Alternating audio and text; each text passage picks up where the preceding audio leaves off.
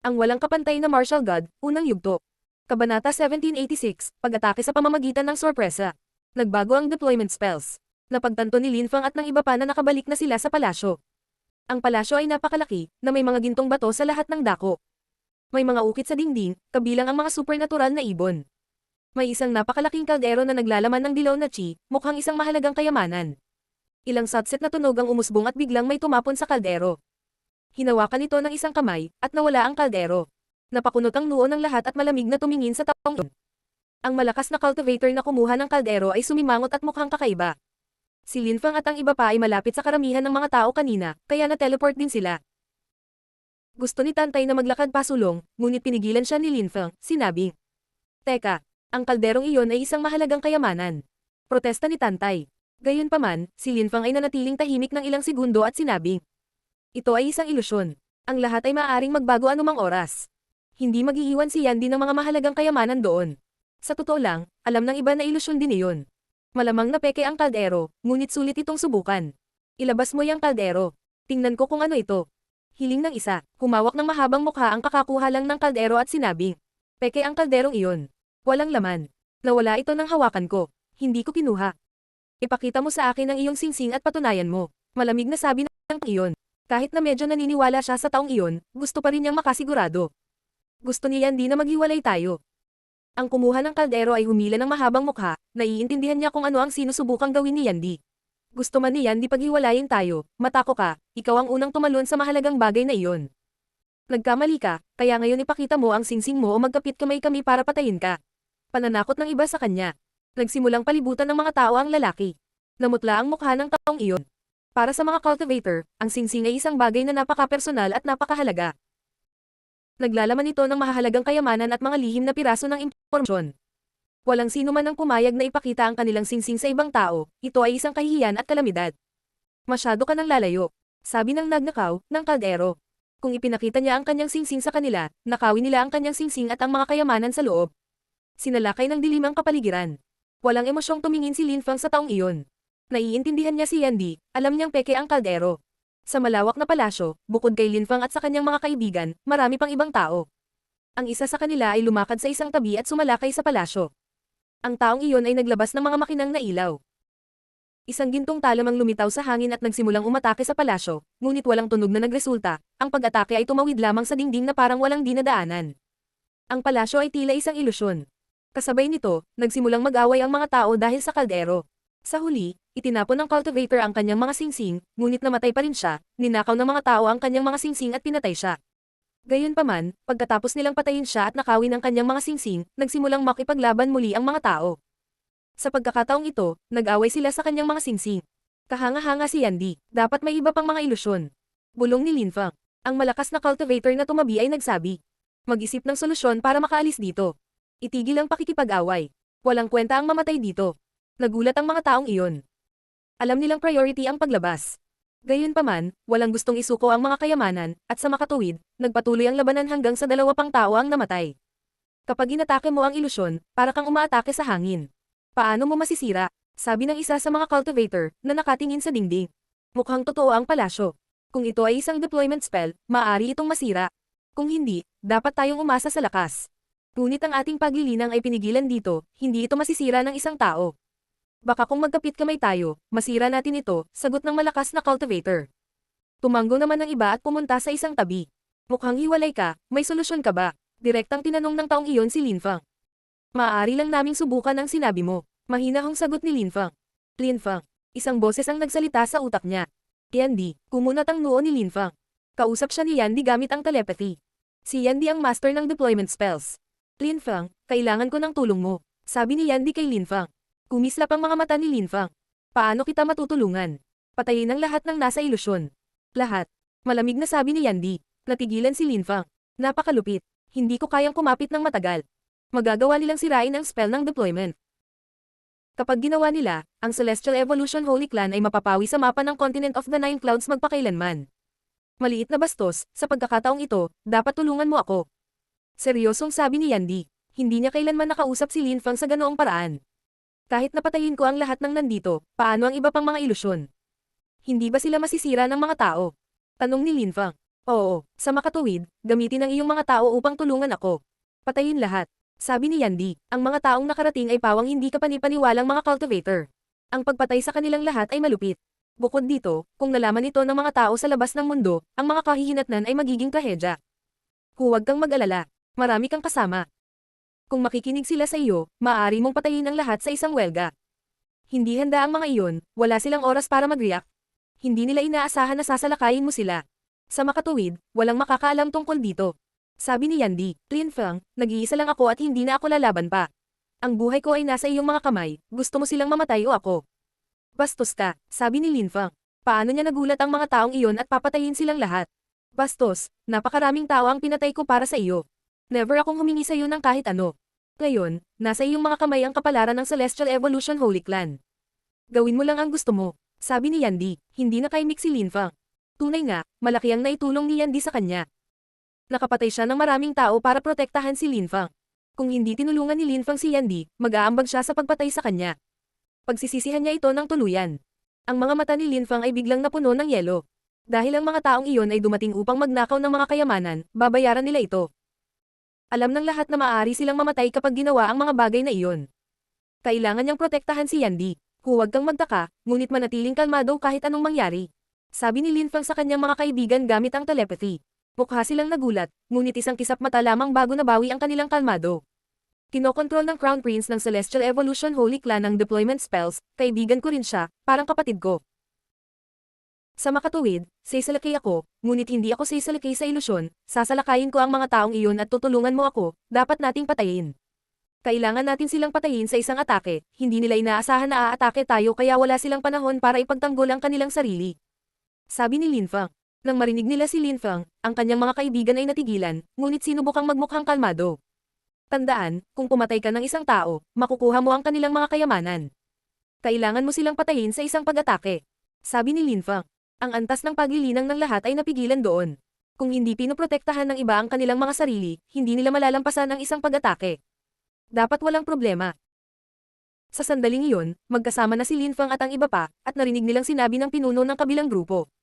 Magsama-sama ang lahat at umatake. Kung may hindi umatake, papatayin natin. Pagkatapos, binitawan niya ang chi. Kapag sinabi kong attack, sabay-sabay na umaatake ang lahat. Nag-condense ng lahat ng lakas. Si Lin Feng at ang kanyang mga kaibigan ay nasa tabi ng karamihan. Isang malakas na Deva Mara roll ang bumangon sa hangin kasama ang kanyang cosmic energies. Nang ang lahat ay tapos na mag-condensing ng enerhiya, ang nangungunang cultivator ay sumigaw. Atake. Inatake ng lahat ang mga pader. At agad silang inatake ni Lin Feng at ng kanyang mga kaibigan. Pagkatapos lamang nilang mapagtanto na ang mga enerhiya ay gumagalaw patungo sa kanila, huli nilang napagtanto kung ano ang nangyayari. Ang walang kapantay na martial god, unang yugto. Kabanata 1787, malupit. Sinabi ng pinuno na kung may hindi umatake ng sabay-sabay, papatayin nila sila. Sa makatuwid, ang lahat ay umatake, hindi sila nang ahas na labanan siya. Gayunpaman, hindi nila maisip na ang isang buong grupo ng mga tao ay hindi susunod sa kanila at ang mas malala pa, hindi nila maisip na bigla silang aatakehin ng mga taong iyon. Lahat sila ay may parehong antas ng paglilinang doon kaya't mas malala pa, yumanig ang kulog sa hangin habang sumasabog ang kanilang mga ulo, bumubulwak ang dugo kung saan-saan. Maraming tao ang hindi man lang nagkaroon ng oras na tumili habang sila ay namatay. Naglabas si Lin Feng ng Wind Cosmic Energies at sinuntok ang isang tao ng mas mabilis kaysa sa isang kisap mata. Ang taong iyon ay posibleng isang high-level na emperor, ngunit ang kanyang cultivation level ay napigilan doon, kaya ang kanyang ulo ay nabalian. Inangat ni Lin Feng ang kanyang ulo at nakita ang dalawang silhouette na lumulutang sa hangin. Ang dalawang malalakas na kaluluwang cultivator ay umalis sa kanilang mga katawan. Ang isa sa kanila ay isang espiritu ng hayop, isang makapangyarihang demonyong baka. Ang isa ay kalahating puno, kalahating tao. Bakit? Tanong ng puno sa isang hiwalay na paraan. Siya ang nagutos na salakayin ang pader. Mukha siyang kalmado, at hindi man lang nagalit.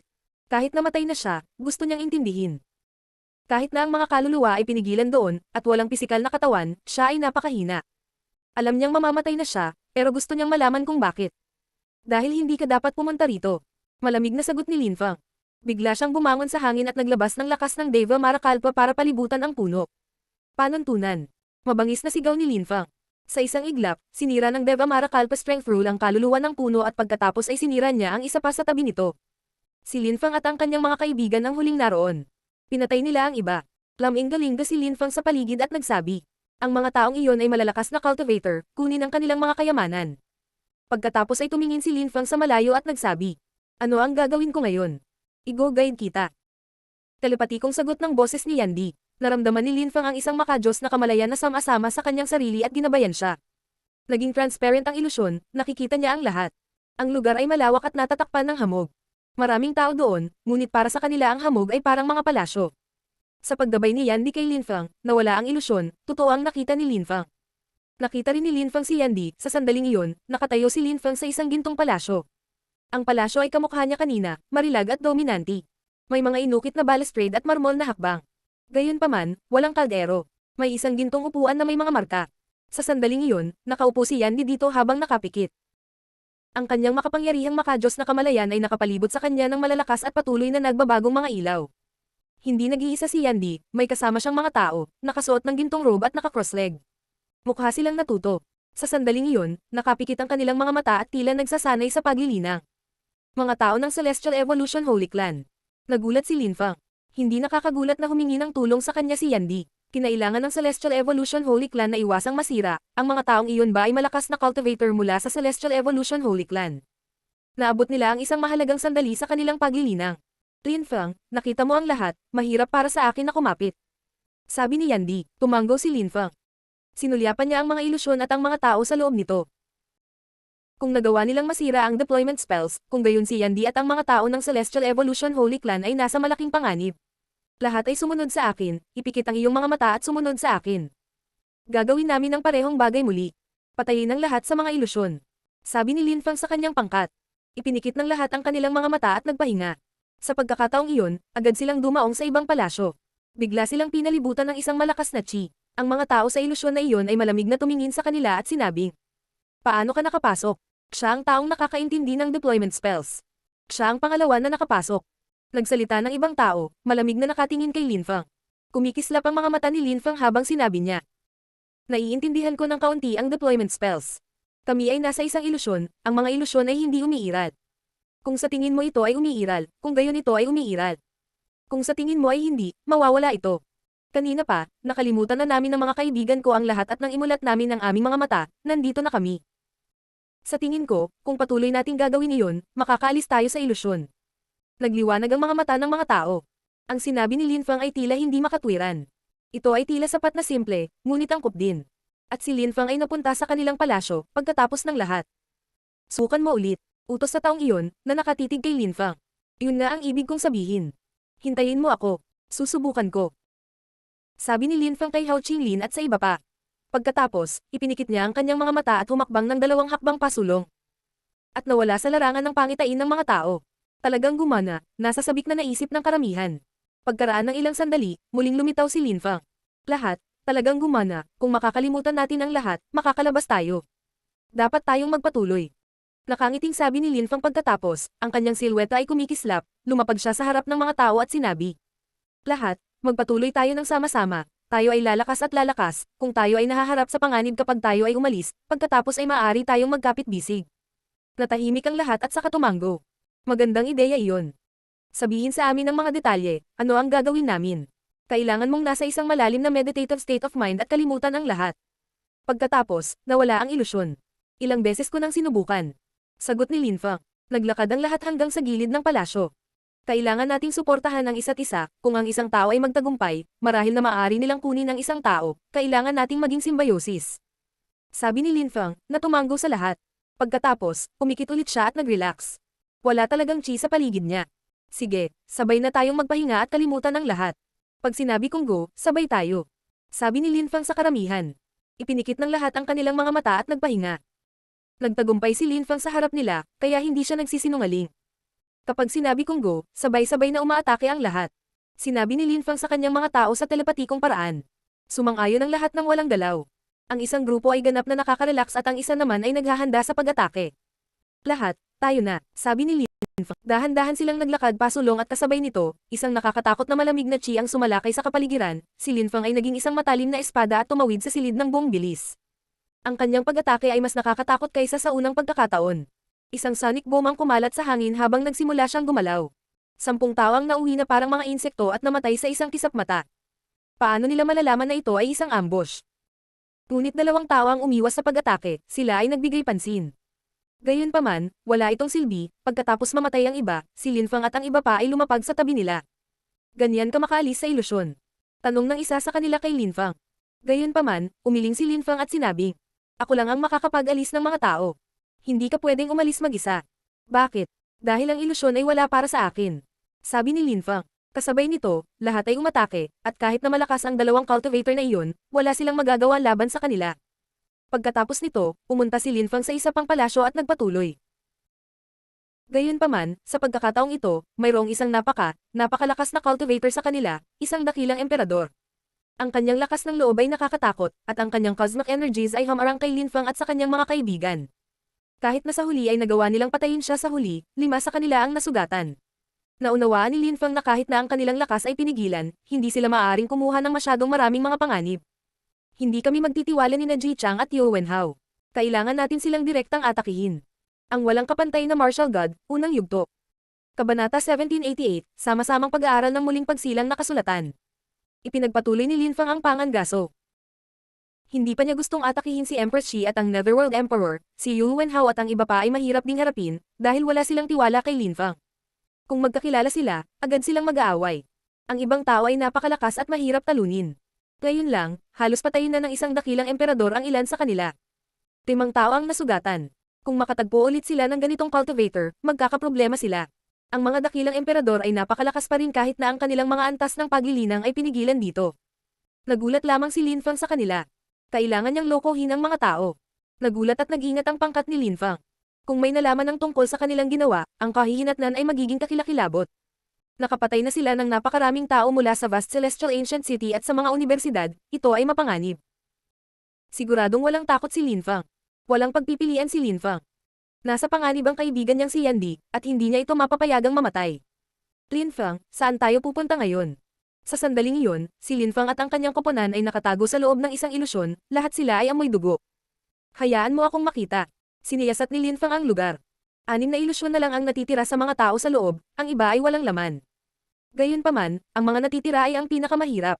Sa sandaling iyon, naririnig ang tunog ng pag-ungol ni Yandy sa sakit. Ang mga ilusyon ay mabilis na naging alabok at nawala. Biglang lumitaw ang lahat sa gintong palasyo, nawasak na ang deployment spell. Lumitaw ang mga hindi naglakas loob na pumasok at mabilis na lumapit doon. Ang isang grupo ng mga tao ay nakaupo at may chi sa paligid nila. Unti-unting lumitaw ang ibang tao. Sa likod ng palasyo, may isang gintong upuan, kung saan biglang iminulat ni Yandy ang kanyang mga mata at tumingin sa mga tao. Hindi na nakasuot ng daos na damit si Yandy, nakasuot na siya ng golden robe at nakasuot ng golden helmet. Mukha siyang dominante at maharlika, isang aristokrata, mapagmataas at mayabang. Si Yandy ang Crown Prince ng Celestial Evolution Holy Clan. Si Empress Shi at ang iba pa ay pumunta sa aking Celestial Evolution Holy Clan, paano kita matutulungan? Tanong ni Yandy, nakangiting walang pakialam. Pagkatapos, dahan-dahan siyang tumayo at naglakad pa harap na nakangiti. Mukha siyang normal, parang walang nangyari.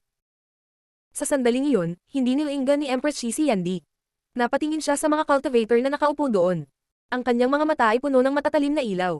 Rebirth intent, tinulungan mo itong mga patay na mabuhay muli. Tumingin si Empress Shi kay Yandy. Nakapagtataka, gustong buhayin ni Yandy ang mga taong iyon. Talaga, muling pagsilang. Let bygones be bygones. Nakangiting sabi ni Yandy. Walang nakakaalam kung ano ang iniisip niya. Nang marinig ng karamihan ang kanilang dalawa, tumingin sila sa mga cultivator na nakaupo. Saan sila nagsasanay ng rebirth scriptures? Iyan ang totoong Yandy, naisip ni Linfang. Ang malalakas na cultivator ng Celestial Evolution Holy Clan ay nagpapagaling. Naabot nila ang isang mahalagang punto sa kanilang paglilinang. Kung inatake sila ni Empress Shi, maaaring mamatay si Yandy at ang iba pa. Si Yandy ay bumalik, lahat ay nanggaling sa napakalayo at gustong makita ang iyong mga kayamanan. Nasa iyong mga kamay na ang lahat. Sabi ni Empress Shi sa isang deployment spellcaster sa tabi niya. Kumislap ang mga mata ng lahat. Sa katunayan, bumalik si Yandy sa harap nila, ngayon kailangan na nila siyang kidnapin. Lahat, kung gusto mo ng kayamanan, walang problema, ang problema lang ay ang malalakas na cultivator ng Celestial Evolution Holy Clan ay umabot sa isang mahalagang punto sa kanilang cultivation, mangyaring maging mapagpasensya. Nasa kanila ang legacy ng clan. Noong una, gusto naming pumili ng mga taong magpapadala ng legacy ng clan, ngunit dahil nauna akong bumalik, nagpa siya akong hayaan ng mga elder ng Celestial Evolution Holy Clan na pag-aralan ng rebirth scriptures. Tulad ng dati, ang mga gustong makakuha ng legacy ng ating angkan ay matutupad ang kanilang hiling, basta't buong puso silang nangangako na sasali sa Celestial Evolution Holy Clan. Sabi ni Yandy, nag-aalinlangan ang lahat. Kung hihintayin nilang mabuhay muli ang mga taong iyon, nasa panganib sila. Hindi magiging madali ang pagkuha ng mga kayamanan ng angkan. Nakita nila ang nakakatakot na wheels na nagpoprotekta sa palasyo. Gusto ni Yandy na mabuhay muli ang mga taong iyon, malamang na napakalakas sila. Dahil ang koro ng prinsipe ng Celestial Evolution Holy Clan ay bumalik sa sinaunang palasyo at ang iba ay gustong makuha ang pamana ng angkan, isa lang ang solusyon, ang prinsipe ng korona ay dapat mamatay. Kung maghihintay tayo, wala na tayong pagkakataon. Malamig na wika ng iba. Nagsimulang maglakad pasulong ang karamihan. Kahit mukhang kalmado si Yandy, sa loob-loob niya, sobrang kinakabahan siya. Kung magdesisyon kayong lahat na atakihin ang Celestial Evolution Holy Clan, hinding-hindi ninyo matatanggap ang legacy ng clan. At baka hindi ka rin umalis ng buhay. Tumiti si Yandy, sa kanyang harapan, lumitaw ang isang larawang ginto at nagkalat ang mga makinang na ilaw. Pinaikit ng lahat ang kanilang mga pupil, at maraming mga tao na gumagalaw patungo sa kanya ay tumigil. Maraming tao ang napunta sa mga ilusyon, ngunit nang mawala ang mga ilusyon, maraming tao ang nawala. Inakala ng maraming tao na pinatay sila ni Yandy sa pamamagitan ng malalakas na deployment spell, at nag-iingat sila. Ang mga gintong ilaw na iyon ay maaaring isang nakakatakot na deployment spell. Lahat, magpahinga, hindi iyon deployment spell. Sabi ng isang deployment spellcaster. Dahil hindi ito isang deployment spell, halika at subukan. Sabi ni Yandy, nakangiti sa deployment spellcaster na iyon. Lahat ng tao ay tumingin sa kanya, agad na inilagay siya sa ilalim ng presyon. Ang deployment spellcaster na iyon ay lumakad pasulong, sumabog ang mga pagsabog sa hangin. Gumamit ng agility technique ang cultivator, lumitaw ang mga marka at lumipat patungo sa mga cultivator na nakaupo at nagsasanay ng cultivation.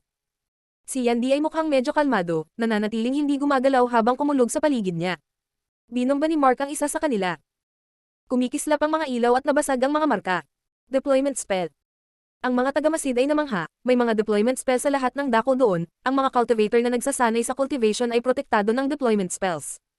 Naglakas loob ka bang istorbohin ang mga elder ng Celestial Evolution Holy Clan habang nagsasanay sila ng cultivation? Ikaw ay kumikilos ng walang ingat. Kung may pumatay sa kanya, matatanggap nila ang mga turo ng Celestial Evolution Holy Clan. Sabi ni Yandy, pagkatapos, sinabi niya kay Lin Feng gamit ang telepathy. Maliit na bastos, ilabas mo yang lalaking yan. Ha? Inilibot ni Lin Feng ang kanyang mga mata. Sinadya ni Yandy ang pag-aaksaya ng oras para magkaroon ng panahon si Lin Feng para makialam. Dahan-daang naglakad si Lin Feng pasulong at sinabi sa deployment spellcaster. Sigurado akong tapat ang Crown Prince. Halika dito. Ang taong iyon ay malamig na tumingin kay Lin Feng. Kumunat ang noo ni Empress Shi. Maaring hindi alam ng ibang tao na magkaibigan ang lalaking iyon at si Yandy, ngunit alam ng Nine Netherworlds Emperor at Empress Shi na close sila. Nakatingin lang ito sa kanya. Sa karamihan ng tao, may mga dakilang emperador din, ngunit ang kanilang paglilinang ay napigilan kaya mas pinili nilang maging mapagbantay. Kung hindi nila naiintindihan ang isang bagay at namatay ng walang ingat, iyon ay magiging masyadong trahedya. Tingnan natin kung paano ako mapapatay ng isang maliit na bata. Sabi ng deployment spellcaster. Sa ilalim ng kanyang mga paa, lumitaw ang mga marka at sinugod kay Lin Feng. Dahil ang kanilang paglilinang ay napigilan, ang mga taong nakakaunawa ng mga spell ng deployment ay may kalamangan dito. Dong. Lumakad din si Lin Feng pasulong. Kumikislap ang mga ilaw. Ang deployment spellcaster ay nagulat, at tumalon pabalik habang mas maraming marka ang lumipat patungo kay Lin Feng. Boom, boom. Binilisan ni Lin Feng, nag-intertwine ang mga marka, hindi lumalaban ng may lakas ang dalawang mandirigma, ngunit may mga deployment spell. Patuloy silang nagsasalpukan at nagsasalubong. Napakabilis, lumitaw ang isang pattern sa lupa, pareho silang nasa gitna. Mamatay. Galit na sigaw ng deployment spellcaster. Nagpatuloy siya sa pagukit ng mga marka sa lupa. Ang kanyang damit ay kumikislap. Gayunpaman, nakakagulat, bumagal ang mga ilaw, sumimangot ang deployment spellcaster, ang kanyang deployment spell ay sira. Ay pakulong. Sigaw ni Lin Feng. Pinalibutan siya ng larawan. Wasakin. Napuno ng mapanirang enerhiya ang hangin, gustong tumakas ng deployment spellcaster, ngunit pinalibutan siya ng mga ilaw at sumabog siya. Ang walang kapantay na martial god, unang yugto. Kabanata 1789, pagbabahagi ng mga banal na kasulatan. Napakalakas ng deployment spell. Ang deployment spellcaster na iyon ay napakalakas at siya ay namatay, pinatay ng isang deployment spell. Naisip ng nagtatakang karamihan. Ang club ni Ji Chang, si Yu Wenhao, at ang mga puso ng iba ay marahas na tumitibok, lalo na ang puso ni Yu Wenhao. Nagpadala siya ng 5 cultivator na nasa listahan ng rangkang upang patayin si Lin Feng, kabilang si Feng Heisha, ngunit buhay pa si Lin Feng. Hindi na siya makakapag-imbestiga ng mas malapit, kung hindi, malalaman ng lahat na may pakana siya laban kay Lin Feng at mapahiya ang club ni Ji Chang. Baka pinatay sila ni Lin Feng gamit ang mga deployment spell. Sinulyapan ni Lin Feng si Yandy, ngumiti si Yandy at sinabi. Sinabi ko na, kung may pumatay sa kanya, matatanggap niya ang legacy ng Celestial Evolution Holy Clan. Halika rito, miyembro ka na ngayon ng Celestial Evolution Holy Clan. Ano ang ginagawa niya? Naisip ni Linfang na naglalakad patungo kay Yandy. Inilabas ni Yandy ang kanyang makajos na kamalayan, na dumiretso sa utak ni Linfang. Walang hamarang sa kanila, gusto nilang makita kung talagang may ipapadala si Yandy kay Linfang. Nang matapos siya, kumislap ang mga mata ni Linfang. Nakatitig siya kay Yandy. Ano sa tingin mo ang sinaunang banal na kasulatan ng Celestial Evolution Holy Clan? Nakangiting tanong ni Yandy. Mukha talaga siyang aristokratikong crown prince, magnanimous at mapagkakatiwalaan. Bumilis ang puso ni Linfang. Ang karamihan ay maaari na ngayong magkaroon ng koneksyon sa pagitan ni Linfang at Yandy, ngunit nakuha ni Linfang ang Celestial Evolution Holy Scriptures, iyon ay isang magandang bagay. Ang Celestial Evolution Holy Scriptures ng Celestial Evolution Holy Clan ay kumakatawan sa isang malawak na kaalaman at malalim na pag-aaral. Kailangan ko silang pag-aralan, salamat, kamahalin. Tumanggo si Linfang. Sumimangot ang karamihan. Nakuha ba talaga ni Linfang ang Celestial Evolution Holy Scriptures? Maraming tao ang mukhang nagulat at tumitig kay Linfang. Gusto nilang malaman kung may nakuha ba talaga siya o wala. 1, 2, 3 buhay, ang 10,000 bagay ng paglikha. Kapag binago ang 10,000 bagay ng paglikha, makukuha mo ang banal na kasulatan ng ebolusyong celestial. Ang mga ito ay katulad ng deployment spells. Tinutulungan ka ng Celestial Evolution Holy Scriptures na maunawaan ang mga lihim ng paglikha. Pagbigkas ni Linfang. Mga simpleng salita, mahiwaga at komplikadong mga prinsipyo. Ang mga tao ay malamig na tumingin kay Linfang. Talagang nakuha ni Linfang ang Celestial Evolution Holy Scriptures. Sa mundo, maraming tao ang madalas magsalita, ngunit ang Celestial Evolution Holy Scriptures ay talagang hindi ka panipaniwala at talagang nakakatulong sa iyo na maunawaan ang 10,000 bagay ng paglikha, tulad ng sinabi mo. Kung naiintindihan mo ang Celestial Evolution Holy Scriptures, nakakatulong ito sa iyong maunawaan ang mga deployment spell. Maaari mong baguhin ang mga bagay ng walang limitasyon. Matahimik na pahayag ni Yandy. Nakinig lang ang mga tao sa kanila at nakalimutan na nila ang kanilang gagawin. Maniwala ka sa akin, alam ni Empress Shi ang sinasabi ko, na pag-aralan na niya ang 3 buhay na mga kasulatan noon. Sabi ni Yandy, na nakangiti kay Empress Shi. Tahimik na tumingin si Empress Shi kay Yandy. Alam niyang hindi na niya maaaring hilingin sa mga tao na patayin si Yandy. Ang mga taong iyon na nagsasanay ng rebirth skill ay maaaring magising anumang oras, at ang banal na pinuno ng Celestial Evolution Holy Clan ay hindi nagkamali. Kanina pa niya hinihintay si Yandy. Naunang dumating si Yandy at ganap na nagbago ang mga bagay. Tumiti si Yandy sa mga tao. Gaya nga ng sinabi ko, kung may gustong sumali sa Celestial Evolution Holy Clan, applicable pa rin ang sinabi ko kanina. Kung sino mang henyo ang gustong sumali sa amin, pwede ka. Kapag nabuhay na muli ang mga elder, matutuwa silang magkaroon ng mga bagong alagad at ipapasa sa kanila ang kanilang pamana. Dahil nakuha ko na ang sinaunang banal na kasulatan ng Celestial Evolution Holy Clan, gusto namin ng mga kaibigan ko na sumali sa Celestial Evolution Holy Clan ngunit bilang mga panauhing pandangal, hindi bilang opisyal na mga miyembro. Nakangiting sabi ni Linfang, tumanggo kay Hao Qinglin. Si Hao Qinglin at ang iba ay mabilis na lumapit kay Linfang. Saan ang labasan ng sinaunang palasyo? Mahinahong tanong ni Empress Shi kay Yandy. Ang labasan ay kung saan ang pasukan. Malaya kang makakaalis. Nakita ng lahat na mapayapa tayo, ayaw nating pumatay ng tao. Nais lang naming alisin ang pinakamahinang cultivator. Kung hindi, sa aming mga deployment spells, walang sino man ang makakarating sa ganito.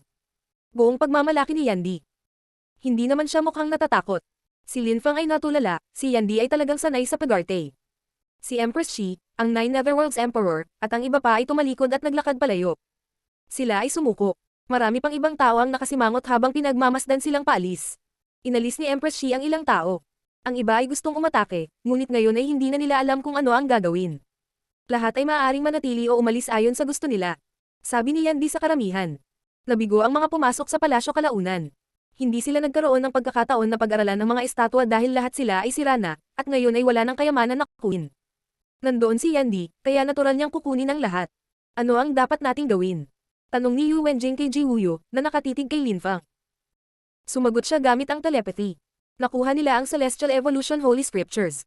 Maaari tayong maghintay sa labas, kahit na hindi natin nakawin ang mga banal na kasulatan mula sa kanila sa napakalawak na Celestial Ancient City, mananakaw tayo sa kanila sa Champion University. Kahit na makakuha lamang tayo ng isang maliit na bahagi ng banal na kasulatan ng Celestial Evolution, ito ay magiging mahusay. Maaaring baguhin ang mga kasulatang iyon ng buhay ng isang cultivator. Kahit na ang mga ordinaryong tao ay maaaring maging napakalakas salamat sa kanila. Tama si Ji Wuyo. Nakuha ni Linfang ang Celestial Evolution Holy Scriptures, walang pinagkaiba para sa amin. Tara na. Sabi ni Yu Wenhao sa iba bago sila umalis, ngunit sa kanilang mga mata, makikita mo na galit sila.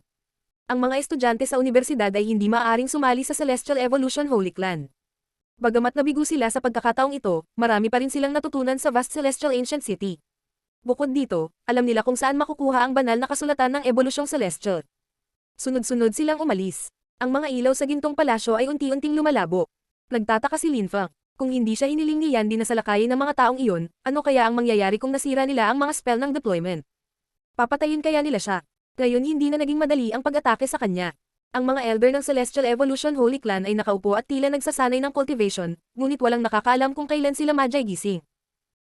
Ang mga tagalabas ay hindi maaaring kumuha ng panganib, at bukod pa, may isa pang dahilan na pumihil sa kanila sa pag-atake. Ayaw nilang umatake dito, sa gininto ang palasyo. Si Yandy ang Crown Prince ng Celestial Evolution Holy Clan, alam niya ang lugar at baka may iba pa siyang trump card dito. Si Yandy ay mukhang walang malasakit at may tiwala sa sarili sa buong panahon. Wala talagang gustong maging miyembro ng Celestial Evolution Holy Clan. Una, hindi nila alam kung ano ba talaga ang iniisip ni Yandy at pangalawa, lahat ng nandoon ay kabilang nasa isang grupo. Dumating sila upang magnakaw ng mga manan. Hindi sila interesadong tulungan ang Celestial Evolution Holy Clan na mabuhay muli. Kaya naman unti-unting umalis ang mga tao. Marami sa mga unang gustong umatake ay labis na nadismaya. Pagkaalis ng lahat, huminga ng malalim si Lin Fang. Napakamot ng ulo si Yandy at sinabi, "Malapit na iyon, ngunit nalutas ko ang sitwasyon, walang nang ahas na saktan ako." Umikot si Lin Fang at ang kanyang mga kaibigan. Bigla siyang nagbago. Kahit na nakasuot pa siya ng gintong robe at gintong helmet, hindi siya nagmukhang kasing harlag kanina. "Kung inatake ka nila, ano ang gagawin mo?" tanong ni Lin Fang. "Anong magagawa ko? Tatakas sana ako." Sagot ni Yandy, na iniikot ang mga mata. Pinagsalikop niya ang kanyang manggas at lumitaw ang isang deployment talisman bago niya ito muling itinago. Inilibot ni Lin Fang ang kanyang mga mata. Kahit na ang taong ito ay naroon bilang prinsipe ng korona ng Celestial Evolution Holy Clan, hindi nagbago ang kanyang ugali. "Lahat kayo ay kaibigan ni Lin Fang, tama ba? You all look outstanding." Nakita ko si Lin Fang na lumaki. Noon, sa Yangzhou City, siya ay isang ordinaryong maliit na bata at sa ibang araw ay nagkita kami at nagsimula siyang maging malakas dahil dinala ko siya sa ibang bansa at naglakbay kami ng magkasama. Itinuro ko sa kanya ang maraming bagay at siya ay naging napakalakas. Dapat din kayong maging mga alagad ko at kayo ay magiging napakalakas. Tutulungan kitang maabutan si Lin Fang at tuturuan kita kung paano baguhin ang mga bagay-bagay, magiging walang katulad kang cultivator balang araw kasama ko. Nagpahayag si Yandy kay Hao Qinglin at sa iba pa. Natahimik si Lin Fang nang marinig niya si Yandy at sinabi, "Tinulungan ka namin, paano mo balak bayaran kami? Ibibigay ko sa iyo ang status ng elder sa Celestial Evolution Holy Clan, ano sa palagay mo?" Mataimtim na sabi ni Yandy. "Asar." Galit na sabi ni Lin Fang. "Yung bastard, bakit nila gustong maging elder sa Celestial Evolution Holy Clan? Mayroon silang iba pang mga bagay na dapat gawin, tulad ng pagbabalik sa buhay ni Tiantai. Kalimutan mo na iyon, hindi tayo makakaalis sa sinaunang palasyo sa ngayon. Magsanay tayo saglit sa pagilinang. Bukod dito, ipapadala ko rin sa kanila ang Celestial Evolution Holy Scriptures." "Wala kang pakialam, di ba?" sabi ni Lin Fang kay Yandy. Sumimangot ang karamihan at tumingin kay Lin Fang.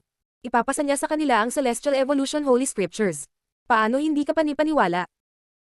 "Kung sila ay magiging mga elder ng Celestial Evolution Holy Clan, wala akong pakialam." Sabi ni Yandy, "Binabuhay na natin si Tiantai, hindi tayo pwedeng maging miyembro ng Celestial Evolution Holy Clan. Maaari tayong maging honorary elders, bagaman ang Tiantai at ang Celestial Evolution Holy Clan ay maaaring magkapit-bisig at umunlad ng sama-sama. Maipapangako ko sa iyo iyon." Sagot ni Lin Fang. Inilibot ni Yandy ang kanyang mga mata at tumingin sa lahat ng malalakas na cultivator ng Celestial Evolution Holy Clan. Dahil iyon ang gusto ni Lin Fang. Naiintindihan ni Yandy ang nararamdaman ni Lin Fang. Talagang talentado si Lin Fang. Sa Celestial Evolution Holy Scriptures, lalo siyang lalakas. Siya ay magiging mas makapangyarihan. Ang Tiantai ay magiging napakalakas din. Ang walang kapantay na martial god, unang yugto. Kabanata 1790, Pag-alis sa sinaunang palasyo. Nang marinig ng kanyang mga kaibigan na sinabi ni Lin Fang na ipapadala niya sa kanila ang Celestial Evolution Holy Scriptures, nagulat sila. Hindi nila alam kung ano ang iisipin. Sina Hao Qinglin, Tian Chi, at ang iba pa ay kaibigan ni Lin Fang, kaya hindi na sila nagulat. Sila ang mga direktang disipulo ni Tian Chi. Matalik silang magkaibigan, kasing lapit ng magkapatid. Kaya naman, nagtulungan sila at normal lang iyon. Matagal nang hindi kilala ni Tantay, Yun Qingyan, Qinglin at ng iba pa si Lin Fang, gayunpaman, bibigyan sila ni Lin Fang ng Celestial Evolution Holy Scriptures, kakaiba ito at sobrang mapagbigay. Ang Celestial Evolution Holy Scriptures ay mahalagang sinaunang banal na kasulatan mula sa Celestial Evolution Holy Clan. Sila ay maalamat sa rehiyon. Maging ang sarili nilang mga kapatid ay hindi magiging ganoon kabait sa kanila, ngunit dahil sila ay sumali sa Tiantai, sila ay parang isang malaking pamilya. "Sumali ako sa Tiantai dahil hindi ko gusto ang Ji Chang's Club, hindi ko akalain na napakabait mong tao, Lin Fang." Hinahangaan kita, tapat ka. Tulad ng sinabi mo noon, ang Tiantay ay parang isang malaking pamilya. Simula ngayon, parang kapatid na kita. Deklara ni Qiyuming, tumango kay Linfang. Para kay Linfang, si Qiyuming ay halos isang estranghero, ngunit ibibigay niya sa kanya ang Celestial Evolution Holy Scriptures, iyon ay napakabigay. Nakita kita noong exam, mabait kang tao. Naglakas loob kang harapin ang club ni Ji-Chang, kaya sinaktan mo sila at pagkatapos ay sumali ka sa Tiantay. Magkapatid kaming lahat, sigurado yun.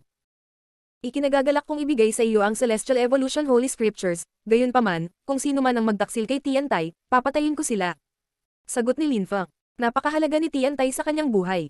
Ako, Yiji, ay handang mamatay para sa aking mga kapatid sa Tiantay, kung sino man ang magtaksil kay Tiantay, tutulungan ko silang patayin.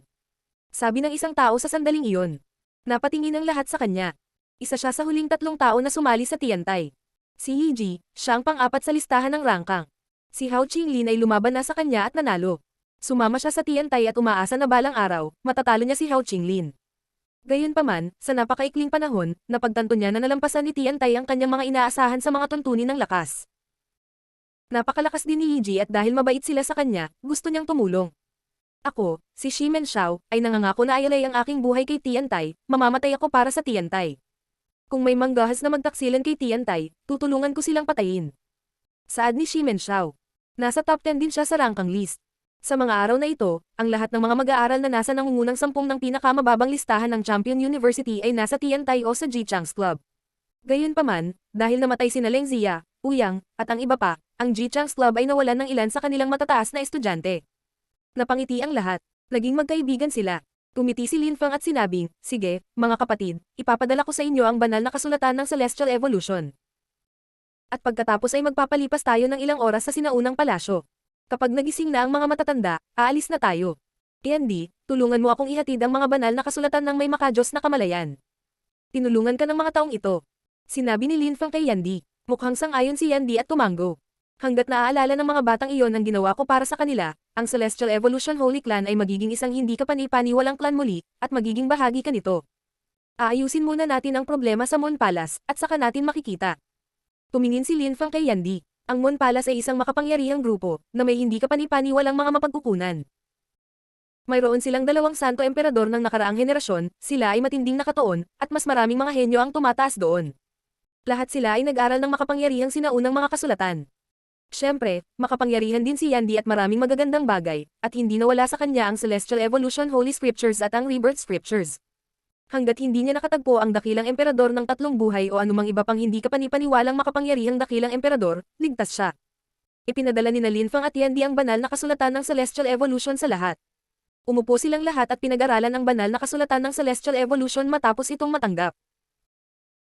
Maaari nilang baguhin ang 10,000 bagay ng paglikha sa kanila, at ang banal na kasulatan ay maaaring gumawa ng mga ito na mas matalino. Noong nakaraan, ipinadala lamang ito ng Celestial Evolution Holy Clan sa pinakamalakas na cultivator ng kanilang clan, ngunit pagkatapos ay sinira sila ng Moon Palace at maraming tao ang nagsimulang mag-aral sa kanila. Sa makatuwid, nagpa siya si Linfang na ipadala ang mga ito sa kanyang mga kaibigan at si Tiantay ay makikinabang dito. Muling itinayo ni Yandy ang kanyang sinaunang palasyo, inukit ang mga marka ng pag-deploy sa lahat ng dako. Sa ganoong paraan, walang makakapasok at makaistorbo sa kanila. Si Linfang ay nasa mundo ng kanyang espiritu. Sa loob, maaari niyang gawin ang paglilinang sa kapayapaan at kalimutan ang lahat ng iba pa. Ang banal na kasulatan ng Ebolusyong Celestial ay nagtataglay ng malawak na kaalaman at malalim na pag-aaral. Sa simula, maaari kang lumikha ng isang bagay, at pagkatapos ay 2, at iba pa hanggang ang lahat ng 10,000 bagay ng paglikha ay bukas sa iyo. Walang limitasyon ang mga kasulatang iyon. Biglang-bigla, ang isang cultivator ay maaaring makalikha ng higit pa at hindi sila nakakaramdam ng anumang pagtutol kapag tumaas ang kanilang mga kapangyarihan. Ang Celestial Evolution Holy Scriptures ay puno ng hindi kapani-paniwalang mga diskarte, kasanayan, at spell. Maaaring gamitin ng mga tao ang mga ito upang lumikha ng iba't ibang mga bagay, kahit na ang isang ordinaryong pamamaraan ay nagpapahintulot sa isang cultivator na lumikha ng iba't ibang mga bagay gamit ang iba't ibang uri ng lakas. Sa huli, maaari silang lumikha ng isang bagay na mukhang isang buong universo. Isang buong bagong mundo ang lumitaw sa harap ng mga mata ng isang cultivator nang masanay sila sa mga kasanayan at pamamaraan ng banal na kasulatan ng Ebolusyong Celestial. Pinag-aralan ni Linfang ang Celestial Evolution Holy Scriptures at sinubukan ng iba't ibang bagay. Hindi lang si Linfang ang gumawa noon, lahat ng kanyang mga kaibigan ay ganoon din ang ginagawa. Napagtanto nilang lahat na ang Celestial Evolution Holy Scriptures ay hindi tungkol sa pag-aaral ng mga kasanayan at diskarte sa bawat isa, ngunit higit pa tungkol sa paggabay sa kanila. Ito ay isang bagong mundo na lumitaw sa kanilang mga mata at tinulungan silang maging mas malakas. Sa labas ng mundo, maraming tao ang nalaman na ang Celestial Evolution Holy Clan ay muling lumitaw, na ang prinsipe ng korona ng Celestial Evolution Holy Clan ay naroon at ang ilang mga elder ng Celestial Evolution Holy Clan ay namatay, ngunit ang kanilang mga wills ay nag-aaral ng Rebirth Scriptures. Upang muling mabuhay, nais nilang i-renew ang Celestial Evolution Holy Clan. Mabilis na kumalat ang balita sa malawak na Celestial Ancient City, na hindi naman ganoon kalayo. Kaya naman, kahit makalipas ang kalahating taon, may mga taong naghihintay pa rin sa labas ng palasyo. Ang antas ng paglilinang ng mga tao ay pinigilan sa sinaunang palasyong ito ng Celestial Evolution Holy Clan, kaya mapanganib na pumasok. Ito ba ay magiging Holy Palace ng Celestial Evolution Holy Clan? Sa tuktok ng isang sinaunang bundok, si Ji Wuyu at ang iba pa ay naka-cross-legged pa rin. Sa sandaling iyon, iminulat ni Ji Wuyu ang kanyang mga mata, na malamig na kumikinang, kalahating taon at nakakagulat na hindi sila lumalabas. Nasayang ang kalahating taon natin. Lumipas ang kalahating taon at maraming tao mula sa Ji-Chang's Club at Yu Club ang umalis. Ilang tao na lang mula sa Star Group ang natira. Gusto nilang hulihin si Lin Feng, ngunit hindi nila akalain na magtatago siya doon ng ganoon katagal. Hindi lang si Ji Wuyu. Marami pang ibang tao ang naghihintay, kabilang ang ilang dakilang emperador. Bumukas ang pinto. Sabi ng isang tao sa sandaling iyon. Ang lahat ng mga taga-Masid ay nakatitig sa sinaunang palasyo, kung saan bumukas ang pinto ng isa sa 9 na daanan at naglalaro ang mga ilaw sa paligid. Nagliwanag ang mga banal na marka at lumitaw ang ilang tao. Mayroong higit sa 20 sa kanila. Lin Feng. Ang mga mata ni Ji Wuyu ay kumikinang, habang nakatitig siya kay Lin Feng. Maraming tao sa paligid niya ang tumayo at pinagmamasdan ang mga tao sa mga sinaunang daanan. Si Lin Feng ay napapalibutan ng lakas ng Dev Amara Kalpa. Nagbago ang kapaligiran sa display na ito. Maraming tao ang nagulat sa nakita. Lumabas din ang mga tao ng Celestial Evolution Holy Clan. Napansin ng maraming tao ang iba na nakasuot ng gintong damit, mga tao mula sa Celestial Evolution Holy Clan. Sa kanila, mayroong maraming malalakas na cultivator. Nang makita sila ng karamihan, sila ay nadismaya. Sa mga malalakas na cultivator na iyon, hindi posibleng agawin si Lin Feng at ang iba pa. Wow, anong gagawin? Tanong ni Yu Wenjing kay Ji Wuyu, hinayla ang mahabang mukha. Ang mga taong iyon ay kasama ng mga tao ng Celestial Evolution Holy Clan, ang pag-atake sa kanila ay imposible. Kailangan nating maghintay hanggang magkaroon tayo ng isa pang pagkakataon. Malamig na sagot ni Ji Wuyu. Gayunpaman, sa sandaling iyon, isang nakakatakot na chi ang gamulong sa mga alon. Isang grupo ng mga tao ang lumitaw sa dulo ng sinaunang landas. Tumingin sila kay Lin Feng at sinabi, "Yandy, ibigay mo kay Lin Feng." Tumingin si Lin Feng sa kanila at kumunot ang noo. Iyon ay si Kang Ling, ang pinuno ng Heaven Clan. Sa sandaling iyon, umikot ang lakas ng Deva Marakalpa at naging buhawi. Ang Heaven Clan ay mayroon ding lakas ng Deva Marakalpa.